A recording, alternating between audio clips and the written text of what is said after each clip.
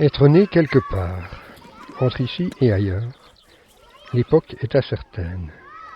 Pour ce qui est du lieu, petite terre du milieu, à la croisée de multiples chemins. Je me souviens d'un inimaginable ancêtre qui, de notre espèce, dut d'abord être Erectus pour pouvoir devenir habilis et éventuellement alors sapiens.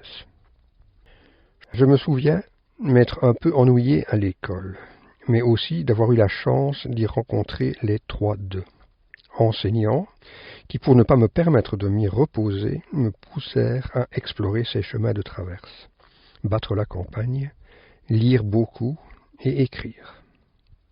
Je me souviens des pierres et des livres des frères Brou, étonnants et enthousiastes retraités, sorte de Bouvard et Pécuchet de l'archéologie mégalithique wallonne. Je me souviens de l'université, des années d'effervescence, de déception aussi, de la distance prise avec les cultures classiques gréco-latines, auxquelles je préférais toujours le septentrion, moins couru, voire ignoré. Je me souviens de mon entrée en anthropologie, comme d'autres entrent en religion, et du premier véritable voyage, en stop. Sur ma pancarte, j'ai écrit « To the North ». J'en ramènerai un mémoire d'anthropologie, qu'en anarchiste impénitent je rebaptise anthropoétique, et l'Orkneyinga saga, saga des Vikings des Orcades, dans laquelle les étapes prochaines étaient déjà inscrites, et des livres, encore et toujours des livres. Je me souviens d'un retour à la terre natale et aux pierres, du choix posé d'une profession manuelle pour assurer la subsistance de ma famille tout en gagnant la liberté intellectuelle dont j'avais besoin. Je me souviens d'un apprentissage long, de la fréquentation assidue des anciens, de la discipline du corps, redevenir habilis. Ce ne sont pas les années qui comptent, c'est le nombre de coups.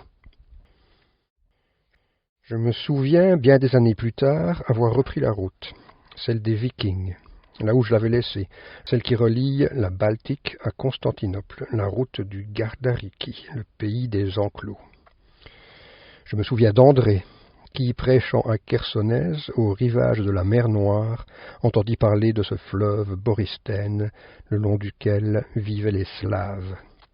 Ce même Borystène, aujourd'hui appelé Dniepr, qu'emprunteront les Vikings et bien plus tard Vladimir Ier, jusqu'à cette même Chersonèse, au rivage de la mer Noire. Je me souviens des marins grecs qui appelèrent d'abord cette mer Axeinos, ce qui veut dire inhospitalière, nom qui se transformera une fois qu'ils en acquirent une connaissance raisonnable en Pontos Euxeinos, mer devenue hospitalière, au rivage de laquelle il me fut donné de trouver une autre terre-mère, un de ces lieux exceptionnels, différents pour chacun, dont une énergie particulière donne en l'abordant la sensation de rentrer chez soi. Chersonèse taurique, péninsule de Crimée. Et d'y redécouvrir, à mon grand étonnement, cette mythologie grecque que dans ma jeunesse j'avais fouillée vers le nord, et qui y prend une dimension nouvelle.